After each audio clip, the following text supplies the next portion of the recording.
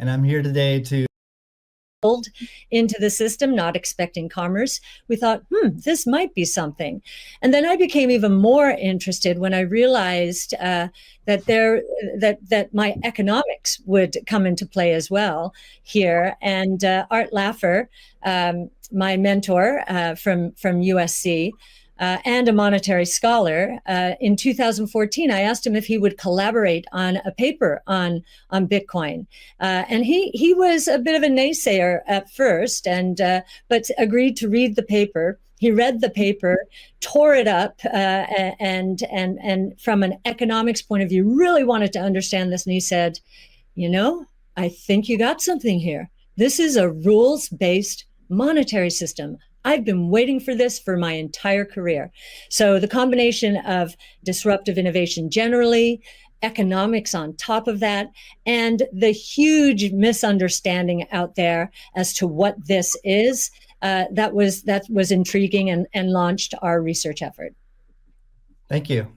Elon, what's influenced your views on Bitcoin? Well, I've thought about money for quite a while, obviously, since the PayPal days. And then the companies that preceded that, X.com, which I created, and Confinity, which Peter Thiel, Max Levchin, Luke Howry, and others created. When we combined the companies and made PayPal. So I've been thinking about money for a long time. And really, it's best to think of money as an information system, primarily an information system for labor allocation. For practical purposes, it exists in a series of heterogeneous databases, like very different databases in bank mainframes around the world. It moves quite slowly in reality. It may seem to move fast sometimes, and it does with PayPal, which is real time. But the vast majority of the systems out there are batch processing. So the actual reconciliation may take 1 to 5 business days, sometimes longer. And you have the ACH system, which is ancient and still in operation, which allows transfers effectively like a check would be an ACH transfer, but it's not secure. And you've got the credit card systems, which are also not secure. It would be like handing your username and password to a stranger in a restaurant if you buy a meal. So there's definitely an opportunity for something that is better from an information theory standpoint. So. And there you can think of it like data on a network, I think, is the way to view it. What has the most throughput, what has the least error, what drops the fewest packets, fraud, for example, being a source of error. And government interference in currencies being a source of error. But it's fundamentally an information system. So I think it makes sense to support something that improves the quality of information with which we conduct the economy. And Bitcoin is a candidate for that. It does, I think, some things well, and it's obviously it's evolving, and there are additional things like Lightning being done on top of Bitcoin. But Bitcoin per se is mostly solving for scarcity, or rather solving for essentially having no throat to choke, decentralized. So there's no one who can be coerced in any way to empty their Bitcoin account. Well, I guess they could technically, but on an individual basis, but the system as a whole cannot. And it has an open ledger, which is also quite good. But transaction volume is low. Transaction cost is high, and usability for the average person is not yet very good. But it has a lot of potential. And I should say that, like, I'm not, and I apologize for taking a long time, but there certainly is a lot to say. In general, I'm a supporter of Bitcoin and the idea of cryptocurrency in general. But as I've said publicly, we do need to watch out for crypto taking, especially Bitcoin, using proof of work to maybe use energy that's maybe a bit too much and not necessarily good for the environment. So, but on balance, I support Bitcoin, and I'm not an investor. The only publicly traded stock I own is Tesla. And the only significant thing I own outside of Tesla is my SpaceX stock that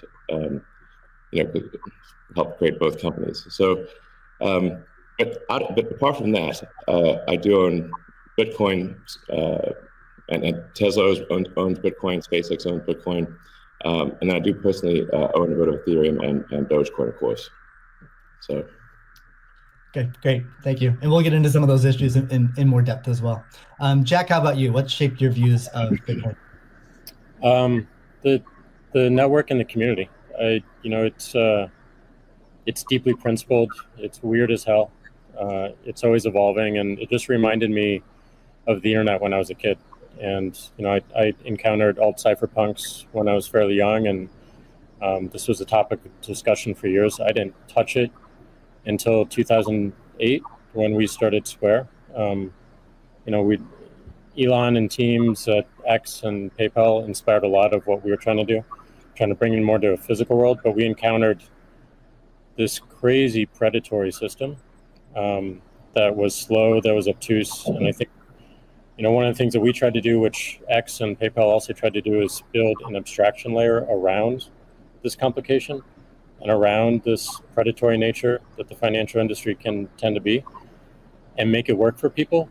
But when I saw Bitcoin in 2009, you see a chance to replace the whole foundation. And everything that Elon was talking about in terms of ACH and the credit card networks were built with very different agendas in a very different time frame. And it's crazy that they still exist, and they have scaled, but they just are not relevant to today, and they're certainly not relevant to the future, especially when you consider the entire world and countries like Nigeria or Ghana or India, and its interconnection with countries like the United States and Canada and all over Europe. So what really drove my thinking and drives my passion around it is, like, if the internet gets a chance to get a native currency, what will that be? And to me, it's Bitcoin, because of those principles, because of that creation story, because of its resilience, because of the number of tests it's been. But what inspires me the most is just the community driving it. It just reminds me of the early internet. It's the only reason that I have a career, because I learned so much from people like who are building Bitcoin today, and I continue to learn in that sense, and I'm so grateful for it. So that's a good segue into the next question I'd like to ask you, Jack. Is you said before that Bitcoin changes everything.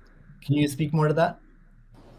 Well, I just think that a lot of what we experience in life, when you really get down to the foundation, a lot of our monetary policies, a lot of our monetary systems cause so much distraction and so much cost. And when you get to a system where you have the potential for people to truly own it, they can verify it themselves. You don't have to have trust going in. You don't have to trust it at all. You can verify it through source code or whatever your appetite is, and that any particular person can help drive the future of it. And at the same time, it's not controlled by any state. It's not controlled by any bank. It's not controlled by any corporation.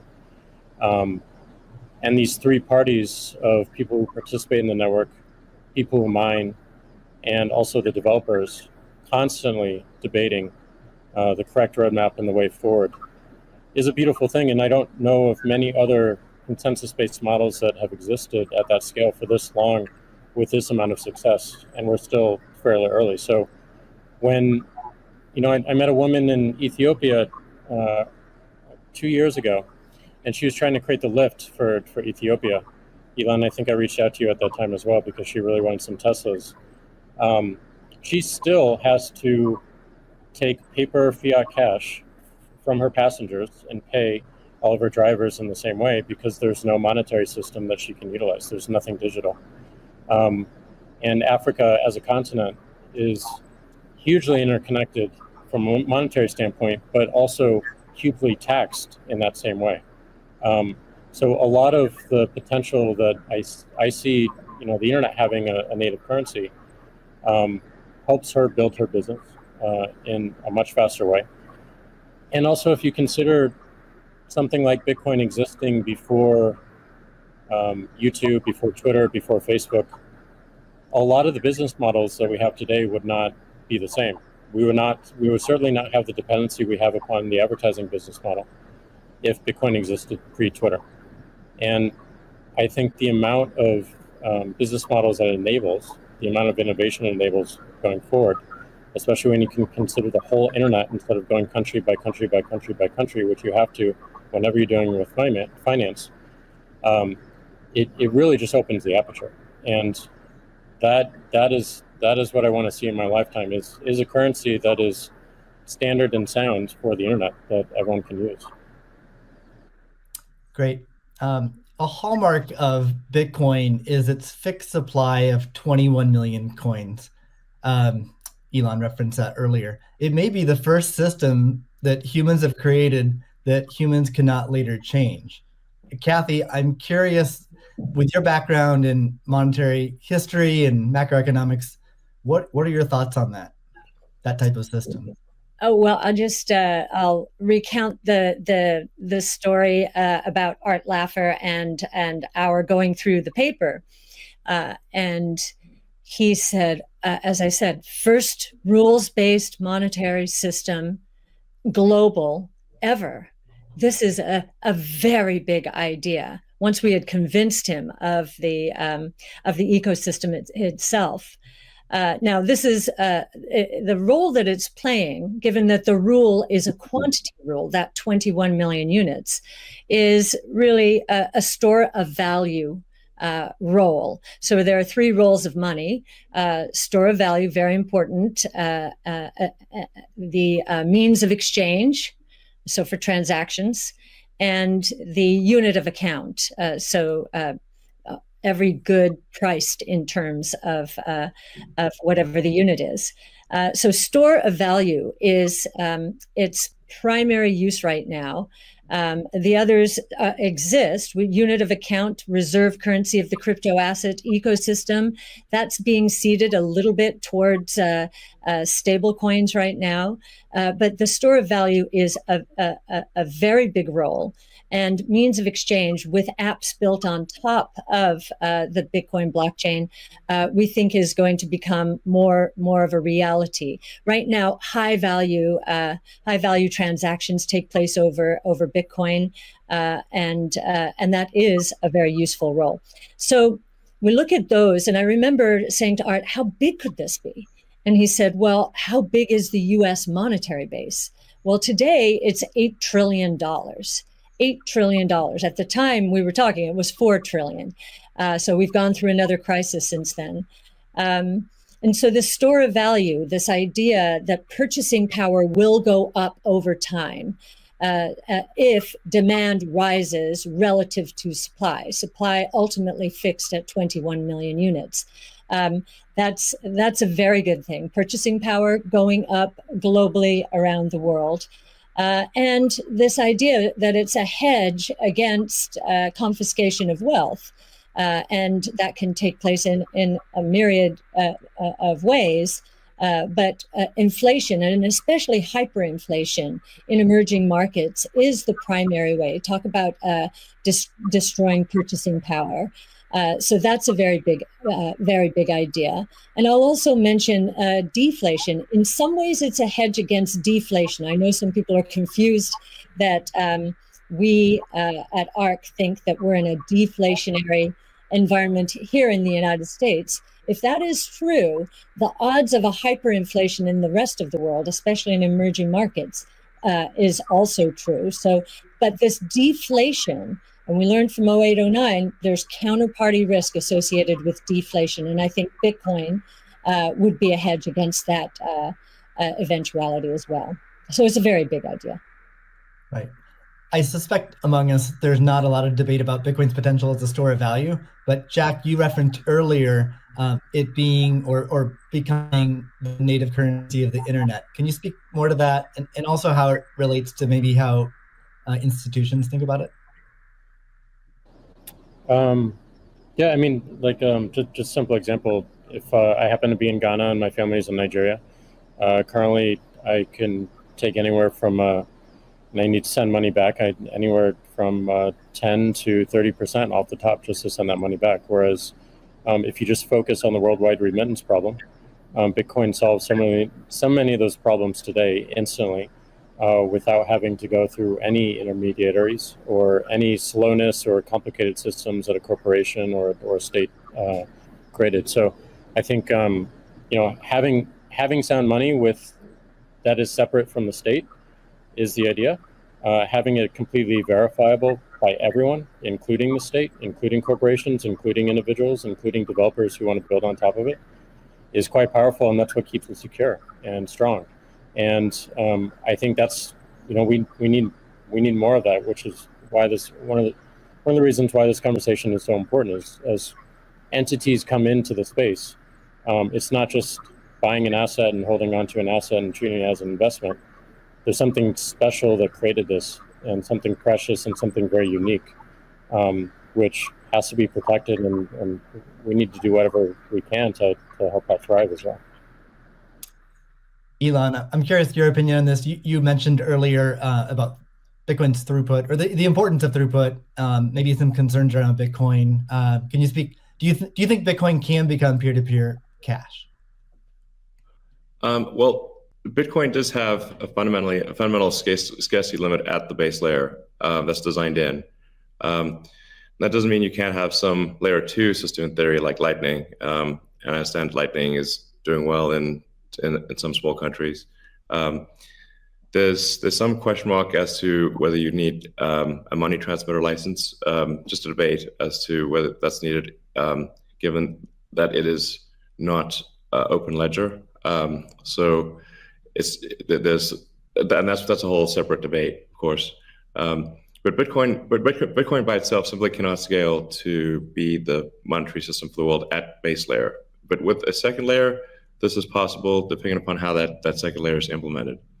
Yeah, that's part of why I think there may be some merit to something that may seem silly, like Ethereum, like Dogecoin. I think Ethereum also, like I said, the three things I own outside of SpaceX and Tesla, and obviously it's a Neuralink and Boring Company, but of any significance are Bitcoin by far, and then some Ethereum and some Doge. So if the price of Bitcoin goes down, I lose money. I'm not sort of I might pump, but I don't dump. It's not a case of. I definitely do not believe in getting the price high and selling or anything like that. And I would like to see Bitcoin succeed. I think there's some merit to. This is not a slam on Bitcoin. There's some merit to considering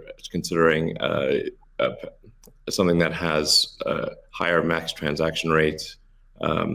And a lower transaction cost, and kind of seeing how far you could take a single layer network where the exchanges act as a de facto second layer. I think you can probably take that further than people realize. And as bandwidth increases over time, latency decreases. SpaceX's Starlink is actually playing a role in this. And I think long term, people will probably have access to worldwide access to gigabit level connectivity at low latency, and so at low cost. And so then your base layer could do a lot of transactions if you take that into account. So yeah, but like I said, Bitcoin with a layer 2 system certainly could scale to do a vast number of transactions. Same goes for Ethereum. Question about the scaling at the layer 1.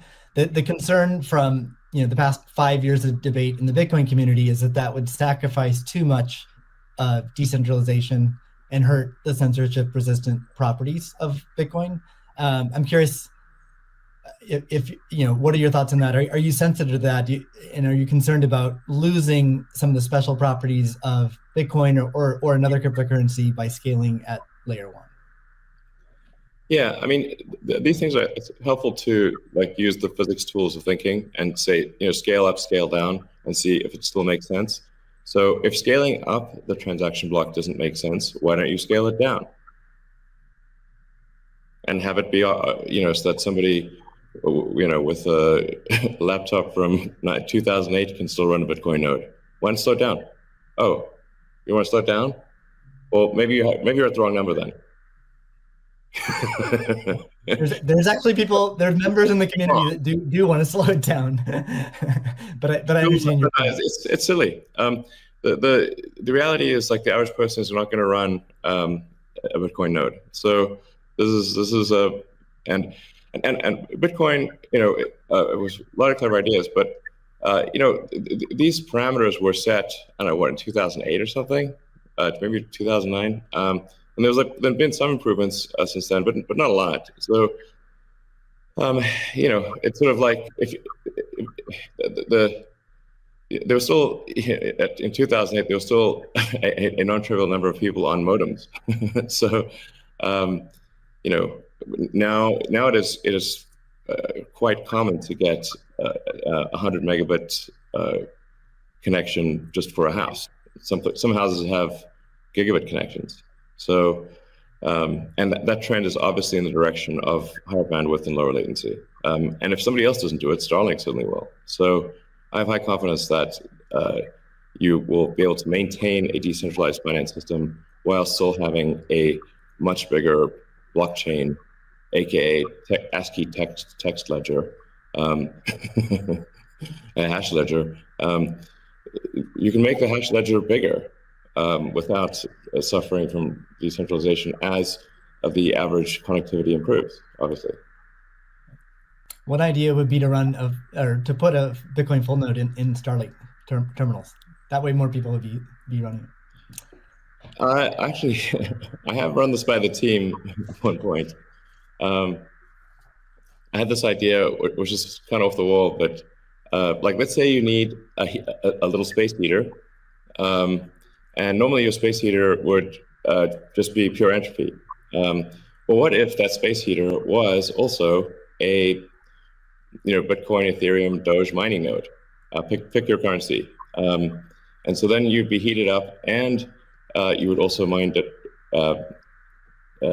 your crypto, and have connectivity in one. I love that idea. Yeah, I mean, better than running a space heater. Absolutely. Are there any other, so you're drawn to Dogecoin a little bit. Are there any other gaps in Bitcoin that you see that cause you to be drawn towards Dogecoin? Oh, I think, I mean, I think there's Doge has the Doge community, I think, is somewhat irreverent, obviously, and has great memes and loves dogs, and I love dogs and memes, and it doesn't take itself too seriously, and I think there's Occam's razor, which is the simplest answer is the most likely. It's a summary of Occam's razor. The simplest answer is the most likely one. Then there's a friend of mine came up with a variant on that the most ironic outcome is the most likely one. And then I have a variant on that, which is the most entertaining outcome is the most likely one. So if that is true, then the most ironic and entertaining outcome would be that the cryptocurrency that was started as a joke to make fun of cryptocurrencies ends up being the leading cryptocurrency. That would be the most ironic outcome. Jack, what are your thoughts on that? Is Bitcoin resilient enough to overcome that? I think it's resilient, but also I think you find, I mean, that's what attracts me to Bitcoin in the first place is the irreverence. A lot of that just brings it forward, and at first go it makes it a little bit inaccessible, but as people get into it, it makes it more accessible and more spreadable. And I absolutely think the resilience is there. I think it's important to have fun as well. And anyway folks can express themselves. I think that goes back to the main idea of how do we create a native currency for the internet? Anything that goes towards that path Like that's whatever wackiness or fun we can have along the way. That's going to make it a lot more enjoyable, and it's going to make a lot more people want to use it. I'd also point out there's nothing stopping someone from creating a Bitcoin wallet that's like fun and has memes, has dogs. That's possible as well. Great. Let's move on. Right now at this point. Let's move on to the next topic, which is Bitcoin and energy. It's a really hot topic that lots of people are talking about. Let's start with Elon. You've been vocal on this. You've said that. I mean, you said many things about it. You've also said that Tesla will resume payments in Bitcoin payments if the renewable energy is approximately 50% and sort of looks like it's on a positive future trend. What do you think the state of things are with respect to that? Yeah, so I do think that there appears to be a positive trend in the energy usage of Bitcoin. Actually, part of this is due to the drop in Bitcoin price. I mean, what I observed, or what I thought I was seeing, there may be some disagreements on this, but from when Tesla announced that it had acquired Bitcoin and was doing Bitcoin transactions, there was a massive run-up in the Bitcoin price, and also a massive increase in the amount of energy used to mine Bitcoin. And I think I understand renewable energy quite a bit. I mean, Tesla does solar and interacts with a lot of wind generation through our mega pack, because basically need to store energy from wind and from solar. So we're pretty plugged into the renewable energy industry. And there's just no way that you could basically double or triple the amount of energy in such a short period of time with renewables. You could shovel coal that fast. And so I was like, look, this is too sketchy. Tesla's mission is accelerating the advent of sustainable energy. We can't be the company that does that and also not do appropriate diligence on the energy usage of Bitcoin. So all I did was I said, look, we're going to suspend Bitcoin transactions for now. We're not selling any Bitcoin, nor am I selling anything personally, nor is SpaceX selling any Bitcoin. Again, I want to emphasize SpaceX, Tesla, and I own Bitcoin. I also own a little bit of Ethereum and Doge, but the companies just own Bitcoin, and the Bitcoin that I own is worth much more than the Ethereum or Doge. So clearly, if I'm if these actions negatively affect me financially, if I was purely financially motivated, then I would not express this reticence about Bitcoin energy usage. Now, it looks like Bitcoin is shifting a lot more towards renewables, and a bunch of the heavy-duty coal plants that were being used, unequivocally being used, this is not a question mark, have been shut down, especially in China. So I think it's probably, we want to do a little bit more diligence to confirm confirm that the percentage of renewable energy usage is most likely sort of at or above 50%, and that there is a trend towards increasing that number, and if so, then Tesla will resume Bitcoin, accepting Bitcoin.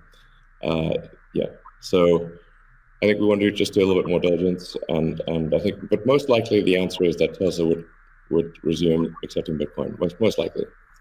That's great to hear. I would agree with that. Kathy? Yeah, may I ask a question? Elon, I'm not quite sure if you saw the paper that Square and ARC did together on making Bitcoin mining a part of a utility, a broad-based utility ecosystem, whereby, the overage from sunshine or wind powers the Bitcoin mining machine, thereby enabling the proliferation of renewables to a much faster extent, or at a faster rate than otherwise would be the case. What do you think of that? Well, the problem is that in order to operate so-called mining or hashing rigs, in order to operate a bunch of hashing rigs, effectively, you have to run them 24/7, which means you need base load. You can do that with solar and wind plus battery, but if you only did it based on solar or wind overage, your hashing regularization would be much less. So you'd be at a disadvantage. Sure. Hydro or geothermal are great for as renewable means. I'm also pro nuclear. I think modern nuclear power plants are safe, contrary to what people may think. I really think it's possible to make very, very extremely safe nuclear. I'm talking about fission. You don't need fusion. And then, of course, fusion. You just got that big fusion reactor in the sky called the sun. It comes up every day. But I think a combination of solar and wind plus stationary storage will get you that base load, so you can run hashing 24/7.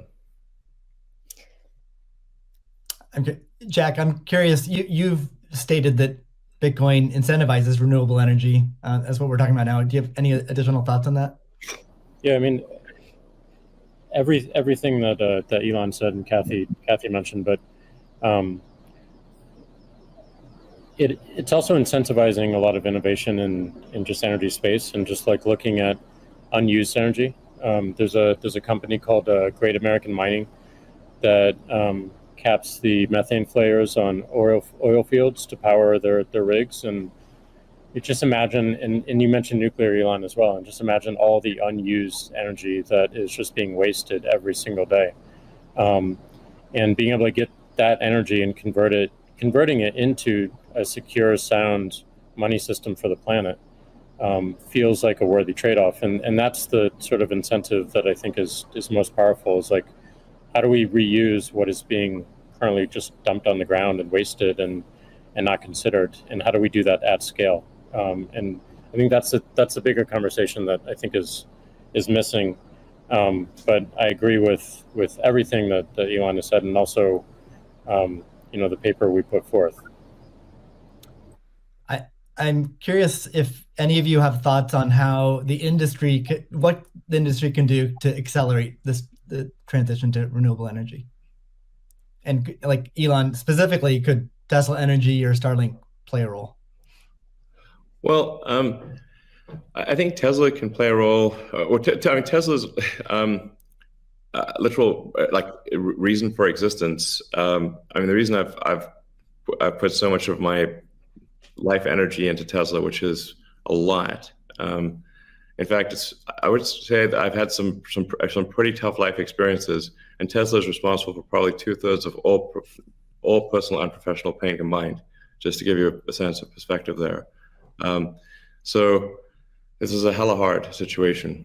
But we do solar, commercial solar retrofit, as well as the solar roof. And we make consumer battery packs called Powerwall for houses and small businesses. And then the utility scale, which are gigantic. We've done now a number of gigawatt hour installations. That's a lot. And a lot of them actually have been for load leveling the grid. Mostly they are. And combined with the first really big one we did, which is 100 megawatt installation in Australia, that's actually helped stabilize a huge portion of the South Australian grid, because it's able to react so fast. In fact, at first, because they've got a billing system in Australia that I think works at the sort of millisecond level, and we were operating at the microsecond level. So the system was operating so fast that the measuring system couldn't see it. But so Tesla's certainly doing a lot to enable renewables, especially wind and solar. And in fact, the limiting factor for us right now is cell production. So we need to both internally get the Tesla internal battery cells produced, as well as increase supply from suppliers. And generally, when I talk to our suppliers, and they say, how many cells would you like us? How many cells can you make? Because sometimes they're concerned, well, is Tesla going to compete with them on cells? I'm like, no. If you want to make the cells, be our guest. It's just that we need a crazy number of batteries, and they need to be done. It obviously needs to be mined and produced and manufactured in an ethical and environmentally sound way. So, at Tesla, we really do aspire to be the good guys, like, to be a company that people can believe in. That doesn't mean we don't make mistakes, but that's what we try. So, yeah, but I think generally, hydro, especially existing hydro, is good for mining. Geothermal, there's lots of places in the world that have geothermal energy, and like I said, nuclear is also good. So, yeah, I think just I'm like as I said earlier, the expectation is not like that the energy production must be pure as the driven snow, but it must it can't be using it also cannot be using the world's dirtiest coal, which it was for a moment there. So that's just difficult for Tesla to support in that situation. So I think. But I do think long-term renewable energy will actually be the cheapest form of energy. It just doesn't happen overnight. But as long as there is a conscious and determined and real effort by the mining community to move towards renewables, then obviously Tesla can support that. That's great. Kathy, we've been talking a lot about energy, but many institutions are facing questions around Bitcoin's relationship with ESG. Can you maybe speak a little bit more to what is S and G in ESG and how Bitcoin might support those? Sure. So E, of course, is environmental, S is social, and G is governance. And there is a massive movement